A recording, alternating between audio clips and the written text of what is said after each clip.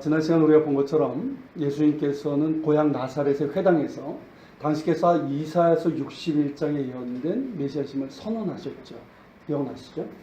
자, 공식적으로 이제 메시아이심을 이제 선언하신 건데, 그렇지만 이제 나사렛 사람들은 어땠습니까? 자신들의 이제 경험이죠. 그 경험, 선입견을 토대로 해서, 아니, 우리가 어려서부터 봐온 요셉의 아들인데 어떻게 메시아가 될 수 있느냐라고 생각하면서 배척을 했어요. 그리고 예수님께서는 메시아의 사역의 대상이 이스라엘뿐만 아니라 모든 이방인들을 향한 것이다 라고 말씀하셨을 때 나사렛 사람들은 어떤 반응을 보입니까?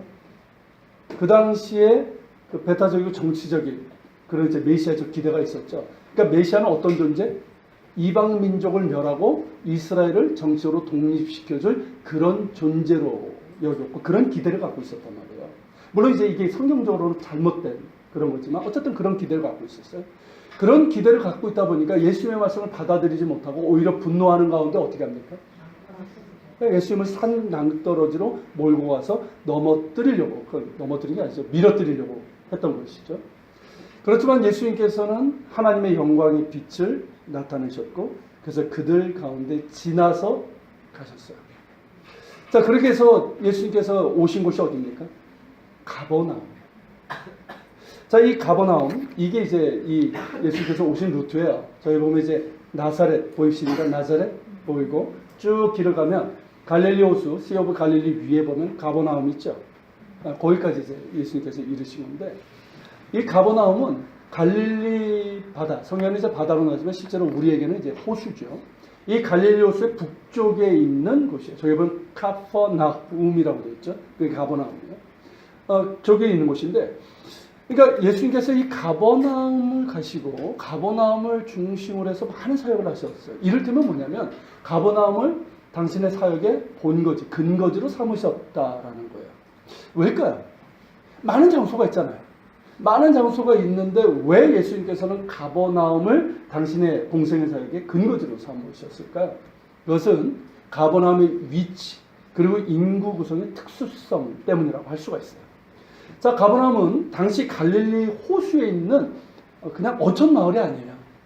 어촌 마을이 아니라 그 지역의 어촌뿐만 아니라 농업은 물론 무역 중심지로서의 굉장히 중요한 핵심적인 도시였다는 거예요. 그렇게 된 이유가 뭐냐면 고대 근동 지방의 가장 중요한 도로, 그러니까 국제도로, 인터내셔널 하이웨이라고 그러는데요. 그 도로가 이 가버나움을 지나가요. 그 도로를 뭐라고 그러냐면 해변길이라고 하죠. 비아마리스라고 하는데 바로 이 길이에요. 그러니까 원래는 쭉 지도를 이제 큰 걸로 보게 되면 메소포타미아 지방 아시죠? 메소포타미아. 그 지방에서 이렇게 쭉 시작을 해서 가나안을 거쳐가지고 이집트까지 연결되는 그 당시에 가장 중요한 국제도로예요.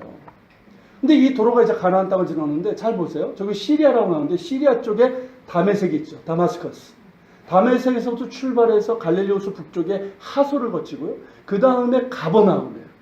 그리고 가버나움에서 쭉 내려가서 이스라엘 평야로 가서 무깃도, 굉장히 유명한 곳이죠. 거기를 거치고 그 다음에 쭉 내려가면 지중해변에 가이사랴, 요빠, 가사, 지금의 가자 지구죠. 그쪽을 거쳐서 이집트로 빠지는 그런 길이에요. 자, 이렇게 이 도로 중간에 하나의 정류장과 같은 곳이 어디다? 가버나움이라는 거예요. 그러다 보니까 자, 어떻습니까? 당연히 많은 사람들이 오게 되죠. 유대인뿐만 아니라 어떤 사람들? 이 북쪽은 다 이방인 지역이잖아요. 그러니까 수많은 나라 사람들이 이 가버나움에 들리게 되고 자연스럽게 어떻습니까? 많은 상품들도 들어오게 되는 거예요. 그러다 보니까 이 가버나움은 단순히 이 갈릴리 호수변에 있는 어촌 마을이 아니라 무역 중심지가 된 거예요. 많은 무역인들이 오가고 또 상품이 거래가 이루어지고 그러다 보니까 뭘 매깁니까? 많은 사람이 오가 상품이 오가면 세금을 매기잖아요. 그러니까 통관세 이런 것들이 이제 매겨지고 그러다 보니까 뭐가 세워질까요? 세관이 세워지게 되죠. 그래서 가버나움에서 예수님께서 제자들 중에 하나 누구? 세관과 관련된 누구? 세리 마태를 부르시게 되는 거예요. 만약에 그냥 작은 어촌 마을이면 세관이 있을 이유가 없잖아요. 규모가 있었다는 얘기죠. 오늘날 이제 가버나움에 가게 되면은 저 옆에 있는 돌비는 뭐냐면요. 해변길, 비아마리스라고 되어 있는 일종의 푯말 같은 게 저기서 이제 나온 거예요. 오늘날 이제 가버나움 유적지가 이렇습니다. 그래서 저기 있고 저쪽에 이제 그 붉은 하얀 그 교회가 있는데 저 지역, 이렇게 이제 유적지로 이제 발굴이 된 거예요. 고고학 발굴을 통해서 된 건데, 이 반대편에서 이렇게 보면 회당이 있고, 베드로의 집터가 있고, 이렇게 돼 있어요. 그래서 규모가 그렇게 크지 않다라고 생각을 하기가 쉬운데, 실제로 이제 보면 어떠냐면, 해변가로 길이가 한 4km 정도 됐어요. 그리고 인구가 한 12,000명에서 15,000명. 그 당시 인구로는 굉장히 큰 겁니다. 그렇죠? 그 정도 규모였어요. 물론 이제 그보다 적었다라고 이제 주장하는 분들도 있는데 저 개인적으로는 10,000명 이상 됐을 거라고 생각을 해요. 왜냐하면 앞서 말씀드린 것처럼 갈릴리 호수 쪽에 있는 이 작은 어촌 마을이 아니라 농업도 굉장히 발달했어요. 지금도 가면 그 주변에 보면 굉장히 비옥한 지대가 있습니다. 키부츠들이 지금 있죠.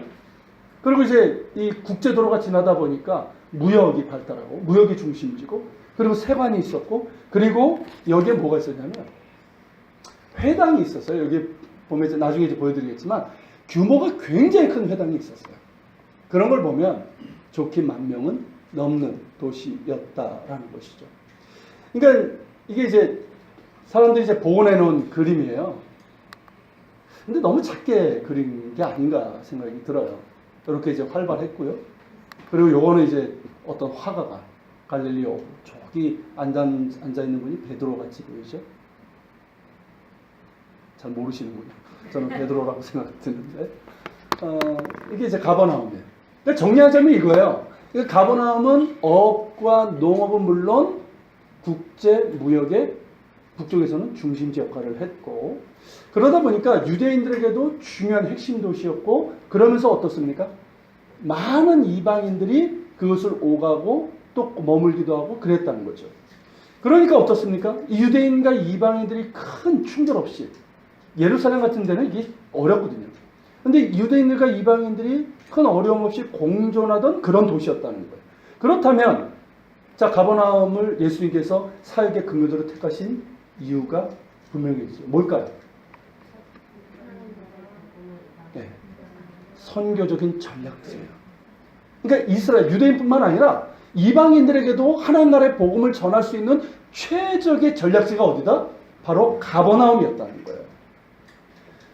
그래서 예수님께서 이제 공생 사역의 근거지로 이제 삼으신 건데 가버나움을 근거지로 해서 그 위쪽에 보면 고라신이 있고요, 벳사다가 있어요. 옆에 가면은 그 지역 그리고 그 지역은 물론 갈릴리 지역 두루 다니시면서 복음을 전했고요.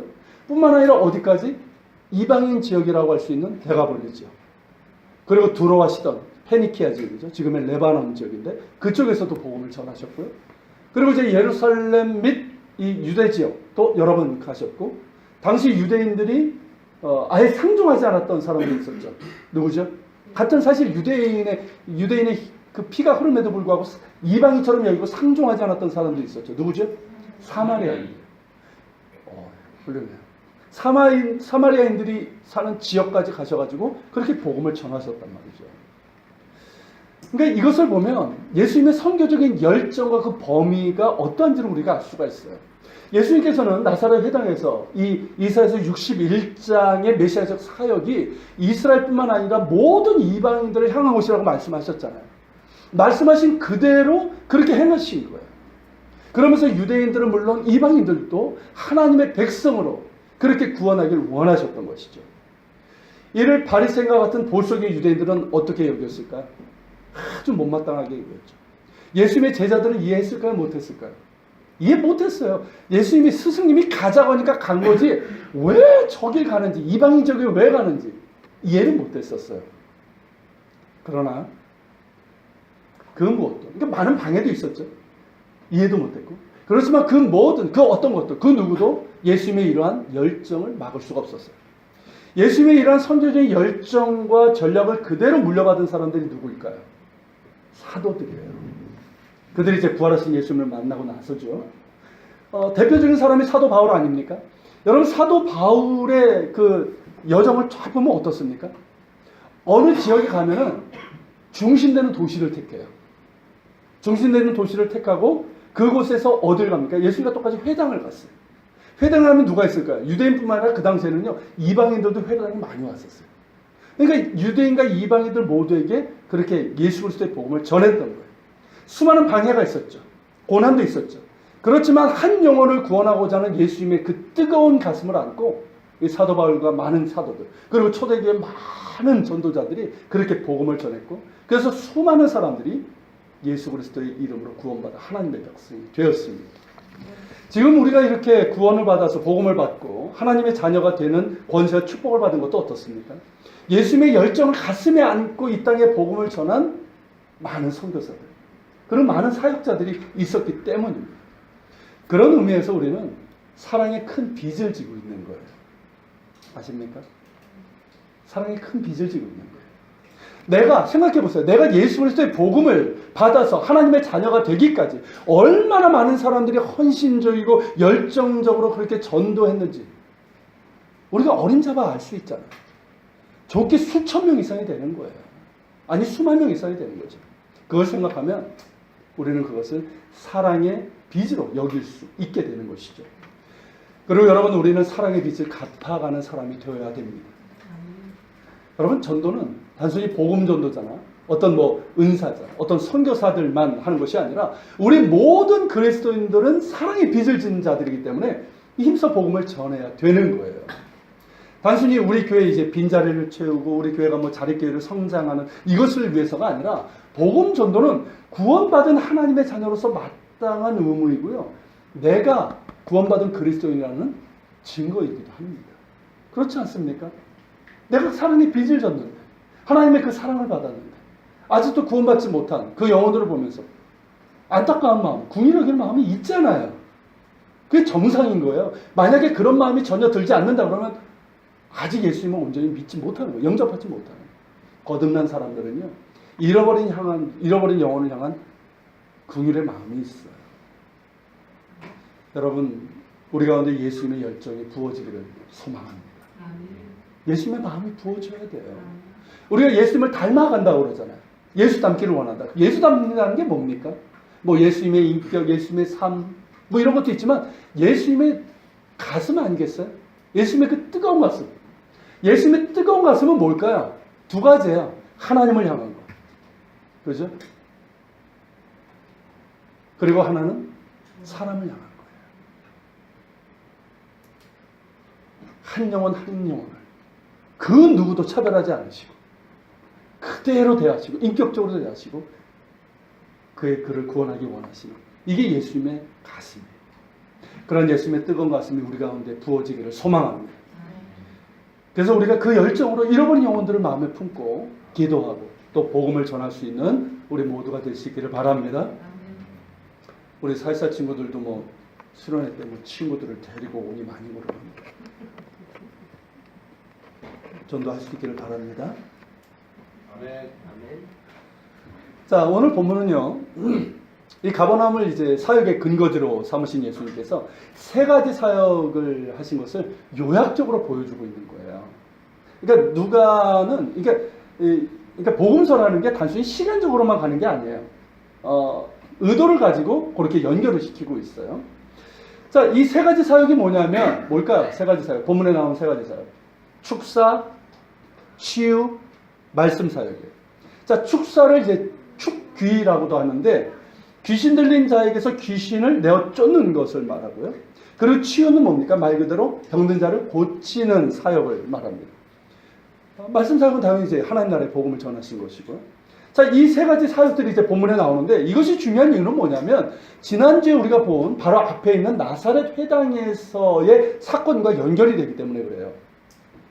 자, 예수님께서 나사렛 회당에서 이사야서 61장 1, 2절을 이제 낭독하시면서 당신께서 이제 메시아심을 선언하셨을 뿐만 아니라 메시아의 사역을 얘기를 하셨죠. 자, 메시아의 사역이 뭡니까? 가난한 자에게 복음을 전하고, 포로된 자에게 자유를 주고, 눈먼 자에게 눈을 뜨게 하며, 눌린 자를 자유케 하는, 주의 은혜를 전하는 이 사역이란 말이죠. 자, 이 사역을 이제 말씀하셨는데, 이건 뭐냐면 예수님 자신을 통해서 이런 메시아의 사역이 이루어졌다라는 거예요. 오늘 너희 귀에 응하여졌느니라, 그 뜻이잖아요. 자, 그렇다면 그 증거가 뭐냐는 거죠. 그렇지 않습니까? 예수님께서 나사렛 회당에서 그렇게 선언하셨지만 그 이후에 정말 예수님이 메시아시고 예언된 메시아시고 그런 사역을 하시는 분이시구나. 이걸 뭐 확증하는 증거가 있어야 되잖아요. 그 증거를 제시하고 있는 게 오늘 본문이라고 할 수 있는 거예요. 자, 먼저 예수님의 이제 축사 사역을 보면 본문 33절부터 35절인데요. 자, 다시 한번 읽어볼까요? 회당에 더러운 귀신 들린 사람이 있어 크게 소리질러 이르되 나사렛 예수여 우리가 당신과 무슨 상관이 있나이까? 우리를 멸하러 왔나이까? 하나님의 거룩한 자녀이다. 예수께서 꾸짖어 이르시되 잠잠하고 그 사람에게서 나오라 하시니 귀신이 그 사람을 물의 중간에 넘어뜨리고 나오되 그 사람은 상하지 아니하는지라. 자, 일단 여기 회당이 나오죠. 자, 가버나움에 있는 회당이 이거예요. 지금 규모가 상당히 큽니다. 굉장히 커요. 이 회당에 대해서는 누가복음 7장에서 제가 좀 구체적으로 설명을 해드릴게요. 자, 이 귀신 들린 사람, 자, 다시 이 본문으로 가서, 자, 귀신 들린 사람이 있어요. 자, 귀신 들린 사람은 뭐냐면 악한 영에게 사로잡힌 사람을 얘기를 해요. 그러니까 예수께서 귀신 들린 사람에게서 귀신을 내쫓으신 건데 여기서 우리가 두 가지를 알 수가 있어요. 첫째는 뭐냐면, 자, 귀신 들린 사람이 크게 소리 질러서 예수님에 대해서 뭐라고 얘기합니까? 나는 당신이 누구인 줄 아노니 하나님의 거룩한 자니이다. 자, 하나님의 거룩한 자, 이게 무슨 뜻이에요? 예수께서 하나님의 아들, 메시아심을 귀신같이 알았다. 뭐 이렇게 반응이 시원치 않습니까? 귀신같이 한 거죠. 자, 마귀는 영적인 존재이기 때문에 예수님이 누구인지를 아는 거죠. 자, 두 번째는 뭐냐면 그렇게 크게 소리 지르는 귀신 들린 자에게 예수님께서 꾸짖어 말씀하시기를 잠잠하고 그 사람에게서 나가라 하시자 어떻게 됩니까? 귀신이 나갔다. 그 사람에서 이제 나가니까 이제 넘어지긴 했는데 그 사람, 귀신 들렸던 사람의 몸은 전혀 상하지 않았다라는 것이에요. 자, 그런데 여기서 사람들 가운데는 이것을 쉽게 믿지 못하는 사람들이 있는 것 같더라고요. 그러니까 무슨 귀신이라는 거죠? 21세기에 사탄 마귀 그리고 사탄의 종들인 이 악한 영들의 존재를 믿지 않는 사람들이 의외로 많아요. 그리고 어떤 사람들은 이 본문에 나오는 귀신 들린 사람을 정신병, 이 정신질환자로 그렇게 생각하는 사람들이 있어요. 그러니까 복음서에 나오는 이제 그 귀신 들린 사람들 있잖아요. 그거를 다 정신질환자로 이렇게 그렇게 여기는 사람들이 있어요. 이 사람들 역시 어떻습니까? 어떤 이 귀신의 존재, 그러니까 마귀의 존재, 그리고 이제 이 귀신 들림에 대해서 전혀 믿지 못하는 그런 사람들이에요. 그런데 여러분, 사탄 마귀와 사탄의 종들인 악한 영들은 존재합니다. 존재할 뿐만 아니라 악한 활동을 하고 있어요. 그 중에 하나가 뭐냐면 귀신 들림이라고 할 수 있는 거예요. 미국 하버드 출신의 심리학자인 이 스캇 팩이라는 분이 있어요. 이분이에요. 스캇 팩이라는 분인데 이분이 아주 저명한 심리학자입니다. 그리고 이분도 이 귀신의 존재 그리고 귀신 들림에 대해서는 믿지 않았던 분이에요. 철저하게 심리학적인 이론을 가지고 환자들을 대하고 그렇게 했어요. 근데 오랜 기간 동안 환자들을 관찰하고 치료하면서 정신질환과는 전혀 다른 유형의 환자들이 있다는 것을 알았습니다. 정신질환의 경우는 어떻습니까? 왜 와요? 어떤 충격이나 어떤 상처 혹은 유전적인 요인 등으로 인해서 생기는 것이고 검증 가능하고요. 그리고 객관적인 어떤 증상들이 있어요. 그런데 귀신 들림의 경우는 전혀 다르게 나타난다는 거죠. 이를테면 어떤 이상한 힘이 한 사람의 인격을 장악하고 있어요. 제어하고 있는 거예요. 그 사람이 아니에요. 다른 인격이 그 사람을 제어하고 있어요. 그러면서 이상한 소리가 나와요. 저도 그 소리 들어봤어요. 직접. 아주 음산한 그런 소리가 나오고 그리고 보통 사람이 알지 못하는 일을 말하기도 하고 엄청난 괴력을 발휘하거나 특이하고 음산한 시선으로 바라보는 그런 등의 일들이 일어난단 말이죠. 그러니까 이런 사람들을 이제 스캇 팩, 이 심리학자가 이제 대하면서 이거는 정신질환과는 전혀 다른 것이다. 그러면서 성경에서 말하고 있는 귀신 들림이라는 것을 알게 된 거예요. 그러면서 이제 목회자들이나 그리고 이제 그 축사의 은사를 받은 분들이 있잖아요. 그런 분들이 이제 귀신을 내쫓는 것을 보면서 악한 영이 실제를 하고 그 악한 영을 쫓아내고 치유하는 능력은 예수 그리스도의 이름에 있다는 것을 깨닫게 돼요. 그러면서 예수님을 믿게 된 분이에요. 여러분 그 내용이 바로 이 책이에요. 스카펙의 거짓의 사람들이라는 책인데 여기 나와요.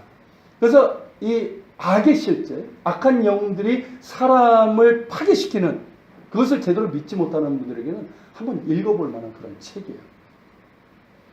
여러분 악은 실제합니다. 악한 영들이 한 사람의 인격을 침범해서 그 사람을 제어하고 파괴시키는 일은 오늘날에도 존재합니다. 여러분들 가운데 귀신 들린 사람을 뭐 본 적이 있는지 모르겠지만 저는 귀신 들린 사람을 실제로 경험해 봤어요. 정신병과는 전혀 달라요. 예수님 당시에도요, 이 귀신 들린 사람들에게서 귀신을 내어 쫓는 일을, 사역을 하는 사람들이 있었어요. 그러니까 유대교 내에서 그런 일을 하는 사람들이 있어요. 일종의 뭐 퇴마사라고 할 수 있는 사람들이죠. 이런 사람들이 있었어요. 근데 이 사람들은 자신들이 직접 귀신을 내쫓지 못하고 어떻게 했을까요? 귀신을 내쫓을 수 있다고 하는 그런 기도문이 있어요. 그 기도문을 읽으면서 이럴 때면 뭡니까? 하나님께 기도하는 거죠. 이렇게 했어요. 근데 예수님께서는 어떻게 하십니까? 당신보다 더 강한 능력을 요청할 필요가 있다 없다? 없으신 거죠. 그냥 꾸짖어 말씀하시는 것만으로도 마귀는 떠날 수밖에 없는 거예요. 왜? 그분이 하나님의 아들이십니다. 할렐루야. 하나님의 아들의 권세로서 명하실 때 마귀는 꼼짝 못하고 떠날 수밖에 없습니다.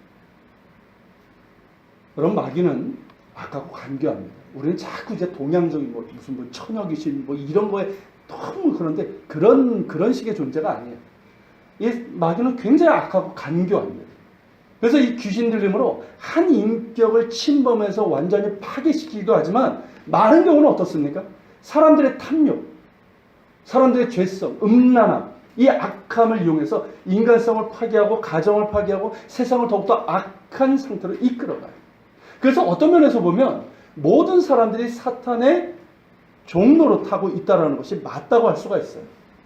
그렇지만 우리는 이 사건을 통해서 뭘 알 수 있습니까?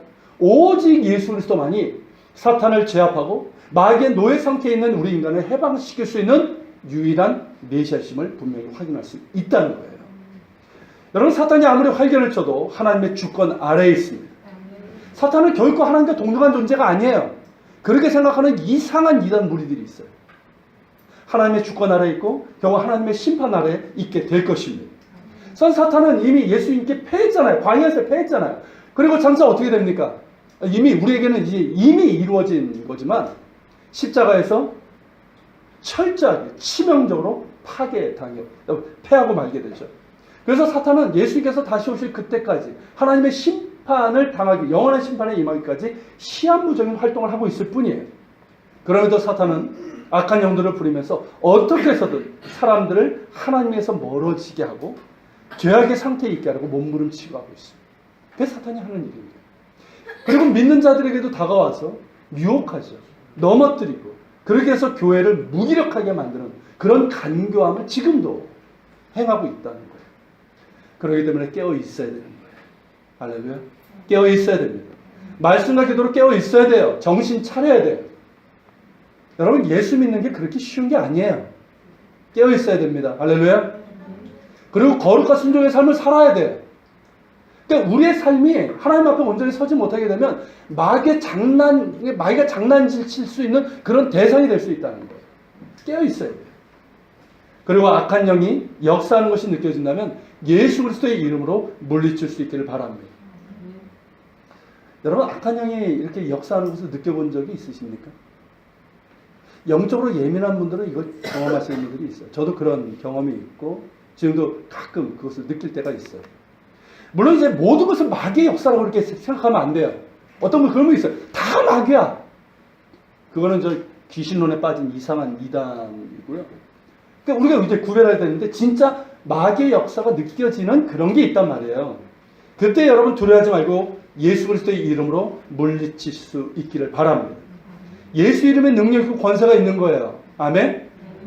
내 힘으로 못하지만 부활 승리하신 예수 그리스도의 이름으로 명할 때 마귀는 떠나가고 우리를 어찌할 수가 없습니다. 악한 영의 역사뿐만 아니라 어떻습니까? 우리 안에 있는 유혹들, 우리에게 찾아오는 유혹, 미움, 정죄함, 게으름, 특별히 게으름이 참 큰 문제예요. 게으름, 의심, 불안과 염려, 두려움 이런 것들이 올 때도 예수 그리스도의 이름으로 물리치십시오. 왜냐하면 그게 뭐 마귀가 직접적으로 준다 이런 뜻이 아니라 그것들이 그냥 우리가 그냥 내버려 두게 되면 어떻게 될까요? 마귀의 장난질을 할 수 있는 그런 도구가 됩니다. 그런 것들이 마귀의 장난질하는 도구가 되지 않도록 예수 그리스도의 이름으로 물리치시고 또한 기도와 말씀 가운데 굳건히 설 수 있는 여러분 되시기를 축복합니다. 자, 이처럼 유대교 예수님께서 다른 유대교의 테마사들이나 랍비들과 달리 오직 말씀으로 귀신을 내쫓으자 사람들은 어떻게 될까요? 놀라게 되죠. 예수님의 권위와 능력에 놀라게 되고 그 소문이 어떻습니까? 이런 소문은 빨리 나잖아요. 근처 사방에 퍼지게 돼요. 그리고 이어지는 사역이 뭐냐면 치유 사역이에요. 자, 38절부터인데 예수님께서 회당에 나가셔서 시몬의 집, 곧 시몬 베드로의 집에 들어가시게 되죠. 성준이 하늘이 나를 보세요. 자, 저기 이제 이게 가버나움 회당에서 본 건데요. 저기 멀리 보이는 큰 현대식 건물 있죠. 저 바로 밑에가 뭐냐면 베드로 생가터예요. 생가터를 그대로 보존하고 교회를 세운 거예요. 저기가 이제 터인데 정확하게 하면 그 회칠한 밑에 있는 터예요. 위에 있는 거는 이제 나중에 교회가 세워진 것이고요. 이게 이제 발굴 당시의 모습인데 그래서 위에서 이렇게 볼 수 있게끔 돼 있어요. 나중에 이제 가면 여러분들 직접 보시게 될 거예요. 자, 이렇게 이제 시몬의 집, 이 베드로의 집, 정확하게 하면 처가예요. 이 시몬 베드로는 원래 베세다 출신인데 나중에 이것도 한번 말씀드릴게요. 자, 근데 이제 이 집에 들어갔는데 베드로의 집에 들어갔는데 그때 이제 장모가 아주 중한 열병을 앓고 있었어요. 아주 고열이죠. 여러분 이 고열은 지금도 굉장히 위험한 거 아시죠? 생명을 앗아갈 수 있는 이 병이에요. 아주 고열은. 그러니까 그 당시에는 어떻습니까? 의술이 그렇게 발달할 때가 아니니까 이거는 정말 위험한 그리고 고치기 힘든 그런 중병이었단 말이죠. 자, 사람들은 예수님께 시몬의 장모를 이제 고쳐주시기를 이제 청하게 됐고요. 그리고 이번에도 예수님께서는 이제 이 열병을 꾸짖으시고 그러자 열병이 떠나 곧바로 나음을 입었어요. 곧바로 나음을 입어가지고 이 장모가 그냥 일어나가지고 예수님께 감사하면서 시중을 들 정도였다는 거죠. 자, 이 역시 말씀으로 고치셨어요. 그러자 어떻게 될까요? 더 소문이 나면서 가버나움 인근 지역의 모든 사람들이 몰려들면서 그냥 왔을까요? 때가지러 왔을 뿐만 아니라 자기 집에 있는 아픈 사람들, 아는 아픈 사람들. 그러니까 온갖 병자들을 다 데리고 온 거예요. 자, 온갖 병자라고 할 때는 어떤 병자들이 왔을지 여러분 상상이 좀 되죠? 그러니까 우리가 알 수 있는, 그러니까 오늘날에 비해서는 상대적으로 의술이 발달하지 않을 때이기 때문에 우리가 알 수 있는 모든 질병을 가진 사람이 다 온 거예요. 그러니까 뭐 악성 피부병 환자도 있었겠고 내과 환자들도 있었을 것이고 외과 환자도 있을 것이고 선천적이거나 후천적으로 이 장애가 불구가 된 그런 사람들도 이렇게 왔을 거예요. 자, 그런 사람들이 다 왔어요. 자, 이런 경우 어떨까요? 보통은 난감하죠. 그리고 유대인들의 경우는 어땠을까요? 자, 예수님은 그 당시에 아주 훌륭하고 존경받는 랍비로 여겨졌던 분이에요. 그리고 랍비로 여겨졌던 사람들이 바리새인들이었잖아요. 자, 바리새인들의 경우는 어땠을까요? 이런 온갖 병자들이 자기에게 몰려왔다. 어떨까요? 당장 도망갑니다. 왜냐하면 이 병자들은 어떻게 생각했을까요? 그러니까 율법을 너무 이제 문자적으로 해석을 하면서 부정한 죄인으로 여기는 거예요. 그러니까 부정한 죄인과 내가 접촉을 하게 되면 어떻게 됩니까? 내가 부정해지는 거예요. 그러니까 부정해지면 어떻게 하냐면 나는 정해질 때까지 따로 격리가 되고요. 그리고 정결 예식을 해야 되는 거예요. 이러다 보니까 가까이 하지 않았어요. 상종하지 않았고 만약에 오더라도 이게 바리새인들 중에도 이제 궁일이 여기는 마음이 있잖아요. 이게 도움을 줘도 직접적인 신체적인 접촉은 굉장히 삼가를 했습니다. 물론 이제 의사들이 있었어요. 그 당시에도. 그런 사람들은 이제 손을 댔지만 대부분의 사람들, 경건한 유대인들은 그렇게 이제 이 병자들을 그렇게 직접적으로 신체적인 접촉을 삼가했단 말이죠. 뭐 지금도 우리도 그렇잖아요. 함부로 만지지 않잖아요. 병이 옮을 수도 있기 때문에. 그런데 여러분 예수님은 어떻게 하십니까? 어떻게 하세요? 자, 40절에 그 말씀이 나오는데요.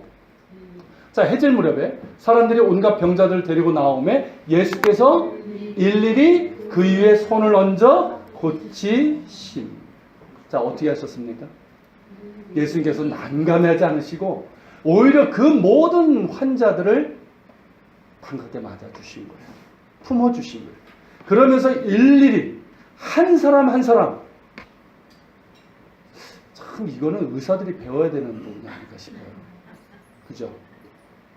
한참 막 예약 한 달, 두 달. 그리고 만나는 시간은 예수께서 어떻게 하십니까? 일일이. 굉장히 많은 사람이 왔을 거예요. 일일이 그의 손을 얹어 고치셨다라는 거예요. 여러분 복음서에 보면 예수님께서 환자들을 고치셨을 때, 병자들을 고치셨을 때는 두 종류로 나와요. 하나는 말씀으로 이제 하실 때가 있고, 근데 의외로 손을 얹거나 신체적인 접촉을 하실 때가 의외로 많아요. 자, 손을 얹어서 고치셨다는 건 무엇을 의미하는 걸까요, 여러분? 자, 환자에게 환부에 손을 대신 거예요. 많은 부분에 보면 그냥 머리에다 손을 얹으신 게 아니라 환부에다 손을 대셨어요.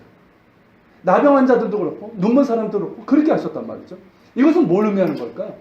직접 손을 대셨다. 인격적인 대우를 의미하는 거예요. 자, 병자의 환부에 손을 얹거나 만지는 것은 생각보다 쉽지 않아요. 지금도 그래요. 특히 이제 고름이 나면, 그 당시에는 어떻게 이게 뭐 방법이 없어요. 그리고 고름이 나는 악성 피부병이나 나병 같은 경우, 이런 경우는 더더욱 그렇죠.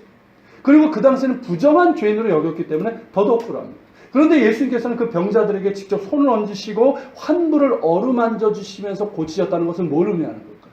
나는 당신을 부정한 죄인으로 여기지 않는다는 거예요. 여러분 이게 놀라운 은혜 아닙니까? 자, 지금은 그래도 우리가 좀 괜찮지만 과거는 어떻습니까? 저 어렸을 때만 해도요. 특히 이제 신체적으로 어떤 그 불구가 있는 분들을 굉장히 천시하는 그런 게 있었어요. 그죠? 막 안 좋게 지금도 그 욕처럼 하는 말 있잖아요. 네. 그런 사회였단 말이죠. 그 당시엔 더 했겠죠.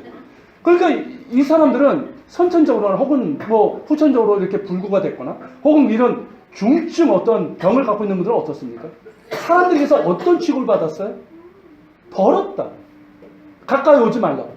부정한 죄인이라고. 이러면서 인격적으로 대우를 받아본 적이 없어요. 근데 예수님께서는 어떻습니까? 나를 환영해 주시고 부드럽게 맞아주시고 나의 환부에 손을 얹어주시고 만져주시면서 고쳐주시기가 어때요? 이게 은혜인 거죠. 그러니까 예수님의 치유는 단순히 몸을 고치신 게 아니에요. 그 몸을 고치셨을 뿐만 아니라 몸의 병보다 더 깊은 게 뭡니까? 병자들 보세요. 실제로 마음의 병이에요. 오랫동안 그 병을 앓고 계신 분들의 문제가 뭐냐면 마음이 병들어요. 예수님께서 그 몸뿐만 아니라 그 마음의 병을 치유해 주시고 나아가서 그 영혼을 구원해 주신 거예요. 할렐루야. 전인격적인 치유와 구원의 사역. 이게 예수님의 치유 사역이에요. 단순히 병을 고친 게 아니라. 여러분 예수님은 우리의 치유자이시며 구원자이십니다. 우리를 부정한 죄인이며 더러운 죄인이 아니라 용서받고 고침받고 구원받아야 될 천하보다 귀한 존재로 그렇게 여기십니다. 사실 우리는 뭐가 맞아요? 부정한 죄인인 게 맞잖아요. 아닙니까? 부정한 죄인인 게 맞아요. 우리는. 더럽고 추한 것이 맞아요. 겉보기엔 멀쩡한 것 같은데 그 속은 엉망이고요. 모순덩어리고 얼마나 더러운 것들로 가득 차 있는지 몰라요. 치료 불가능한 구제불능인 게 우리가 맞아요. 그런데 예수님은 우리를 어떻습니까? 있는 모습 그대로 받아주시는 거예요. 아십니까 여러분? 사실 우리는 이거 못하잖아요. 누군가를 대할 때 그 사람 있는 그 모습 그대로 여러분 받아주십니까? 못하잖아요. 처음에 모를 때는 그렇지만 알 때는 어떻습니까? 내가 그 사람의 어떤 부분과 굉장히 싫을 때 어떤 부분은 내가 진짜 그런 모습을 보면 내가 진짜 싫을 때가 있잖아요. 혹은 나에게 상처가 있거나. 우리는 있는 모습 그대로 받아들이지 못해요. 근데 예수님께서 어떠시냐면 우리들의 있는 모습 그대로를 받아주시는 거예요. 나는 분명히 부정한 죄인인 게 맞아요. 더럽고 추한 게 맞아요. 내 안에 얼마나 많은 상처와 더러움과 모순덩어리, 구제불능이 나란 말이죠. 그런 나를 꾸짖지 않으시고 있는 모습 그대로 받아주시는 거예요. 받으시면서 우리를 치유하시고 회복시키시고 구원하시는 분이 바로 예수 그리스도이십니다. 여러분 예수님 앞에 우리는 어떤 존재일까요? 맞아요. 부영이 있는 그대로의 모습. 즉 예수님의 사랑을 받는 그런 존재일 뿐이에요. 믿으십니까 여러분? 예수님 앞에 우리는 뭐냐면 분명히 부정한 죄인임에도 불구하고 우리는 그분의 사랑을 받는 그런 존재라는 거예요. 자신의 생명을 내어주시기까지 사랑하시는 그런 존재입니다. 우리는 예수님을 사랑한 적이 없는데 말입니다. 여러분, 예수님 우리를 사랑하십니다. 어느 누구도 차별 없이 사랑하시고 어느 누구든 예수님을 통해서 용서받고 고침받고 구원받기를 원하십니다. 예수님은 언제나 내 앞에 계십니다. 할렐루야. 내 앞에 계셔. 꼭 기억하세요. 예수님은 언제나 내 앞에 계셔요. 내가 그분께 나아가야 됩니다. 내가 그분께 나아가야 됩니다. 온갖 병자들이 예수님께 나아갔을 때 예수님께서 그들을 맞아주시고 손을 얹으사 그들을 치유하신 것처럼 우리의 마음을 열고 예수님을 나의 구주로 영접할 때 예수님의 치유와 회복과 구원의 은혜가 임하게 되는 줄로 믿습니다. 예수님께 마음을 여십시오. 얘들아, 귀를 열고 예수님께 마음을 여세요.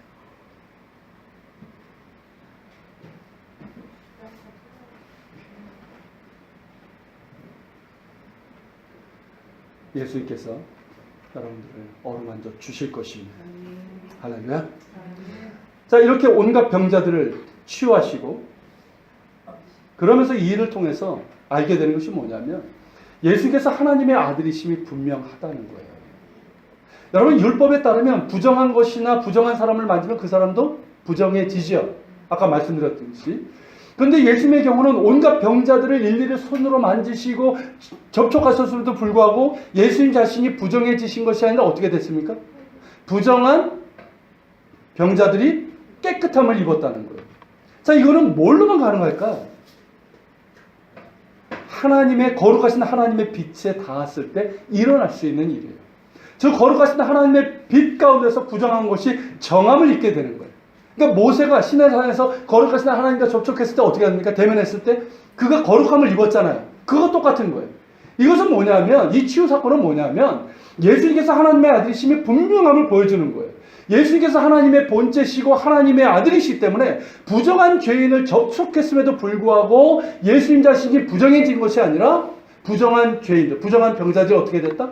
깨끗함을 입게 되었다는 거예요. 여러분, 우리를 깨끗하게 하시는 이는 예수 그리스도이십니다. 부정한 모든 것을 깨끗하게 하시고 우리에게 정결한 마음 주시는 이도 예수 그리스도이십니다. 예수님을 나의 주님으로 온전히 믿고 동행하는 가운데 예수님을 닮아가는 자에게 더욱 깨끗하며 정결한 마음을 주십니다. 할렐루야. 자, 본문 42절인데요. 42절에 보면 이런 일들이 있은 후에 예수님께서는 가버나움 고을을 나오셔서 한적한 곳에 가셨어요. 왜 그러셨을까요? 너무 힘드셔서? 뭐 사람들이 보통만 해도, 환자들이 보통만 해도 일일이 손을 얹고, 이거 보통 일이 아니잖아요. 좀 쉬시게 해서 그러셨을까요? 가버나움을 나오셔서 한적한 도로 가셨을까요? 그래서? 그런 것 같진 않아요. 어쩌면 가버나움 사람들을 위한 배려라고 할 수도 있을 것 같아요. 왜냐하면 자, 너무 많은 사람들이 몰려들고 온갖 병자들이 찾아오면 가버나움 사람들이 좋아할까요? 좋아하지 않습니다. 그 많은 사람들 감당할 수가 없어요. 그런 면에서 본다면 가버나움 사람들을 위한 배려라고 볼 수가 있을 거예요. 그런데 더 중요한 이유는 다른 데 있어요. 그것이 이어지는 구절에 나옵니다. 자, 여러분들 성경을 한번 보세요. 거기 보면 자, 사람들이 이제 예수님을 찾죠. 예수님께서 가버나움을 나가셨어요.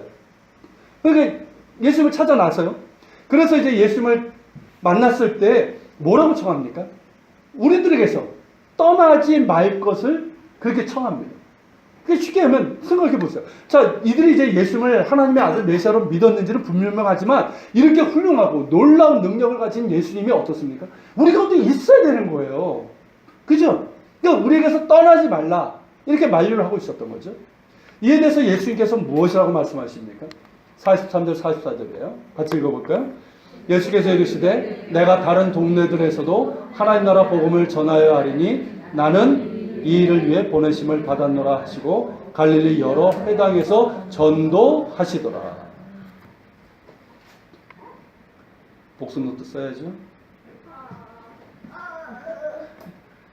자, 예수님께서는 비록 가버나움을 사역의 근거지로 삼으셨지만 가버나움뿐만 아니라 다른 동네들에 가서도 하나님 나라의 복음을 전해야 한다고 말씀하셨어요. 나는 이 일을 위해서 보냄을 받았다라고 하시면서 가버나움을 떠나서 갈릴리 지역의 여러 회당에서 전도하셨어요. 즉 하나님 나라의 복음을 전하는 이 일을 위해서 이 땅에 오셨다는 것이고 그 복음을 전하기 위해서 여러 지역을 두루 다니셨습니다. 여러분 복음은 그런 거예요. 복음은 한 곳에 머물 수 없습니다. 그게 복음의 생명력이에요. 온 세상이 기다리고요. 온 천지 만물이 고대하고 기다린 게 뭡니까? 메시아예요. 아십니까 여러분? 하나님의 구원이에요. 우리 인간에게는 구원의 길이 없어요. 사람들은 종교를 만들고 법을 만들고 도덕을 만들고 그래서 착하게 살면 구원받는다고 얘기를 하지만 아니에요. 다 거짓이에요. 우리 죄인에게는 구원의 길이 없어요. 세상은 죄악으로 완전히 망가지고 말았어요. 그렇기 때문에 온 천하 만물이 하나님의 아들을 기다리고 있었던 거예요. 메시아를 기다리고 있었어요. 그리고 예수님께서 이 땅에 오셔서 그 구원의 길을 여시는 거예요. 근데 그 복음이 어찌 가버나움에 머물 수가 있겠습니까? 그렇지 않아요? 어찌 복음이 가버나움이라는 그 한 곳에 그렇게 머물 수가 있겠어요? 복음은 가버나움을 넘어서 갈릴리로 예루살렘, 유다, 사마리아 그리고 이방인들의 지역 데가볼리, 두로시돈으로 퍼졌고 그리고 예수 그리스도의 복음 하나님 나라의 복음을 듣고 많은 사람들이 구원받아 하나님의 백성이 되는 은혜를 입게 된 것입니다. 그 은혜가 지금 우리에게 온 것이죠. 복음은 움직이는 거예요.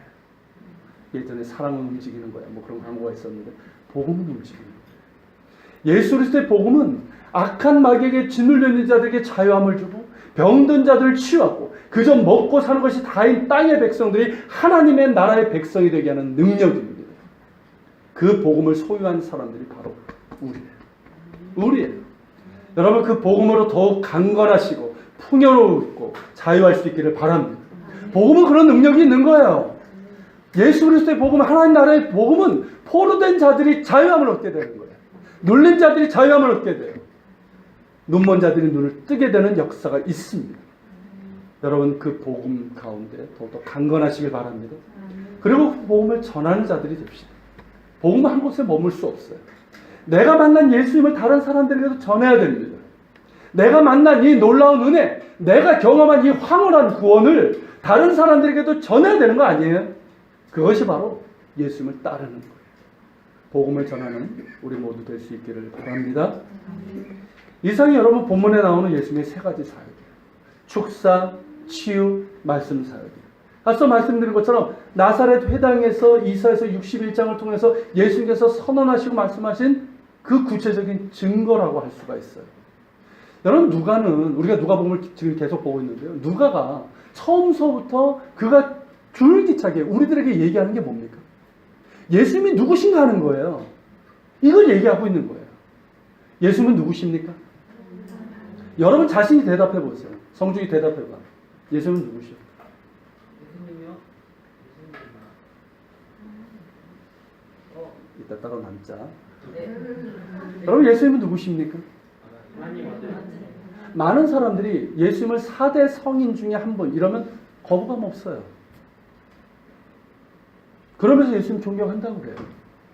근데 예수님은 그런 분이 아니에요. 4대 성인의 한 분이 아니에요. 그분은 하나님의 아들이시고 우리를 구원하신 메시아 구원자이십니다. 그분만이 길이고 생명이고 진리예요. 어느 누구도 사탄의 포로가 된 우리를 자유하게 할 수 없어요. 모든 삶의 무게, 고통에 눌린 우리를 자유하게 할 수 있는 이가 없어요. 영적 소경인 우리를 밝게 하고 하나님 나라를 보게 하고 하나님 나라의 그 놀라운 신비를 보게 하는 누가 그걸 할 수 있습니까? 오직 예수 그리스도밖에 없어요. 여러분 예수님이 여러분 한 분 한 분에게 구체적인 의미가 있기 때문에 여러분들의 마음으로 믿어 정말 입술로도 예수 그리스도는 하나님의 아들이시고 메시아시고 그리고 나의 주님이심을 고백할 수 있기를 바랍니다. 그럴 때 여러분들의 눈이 열리는 거예요. 못 보는 것을 보게 되는 그런 은혜가 있기를 축복합니다. 아멘. 자, 자리에서 일어나겠습니다. 자리에서 일어나서 우리 찬양 드리고요. 말씀을 기억하면서 같이 기도하겠습니다.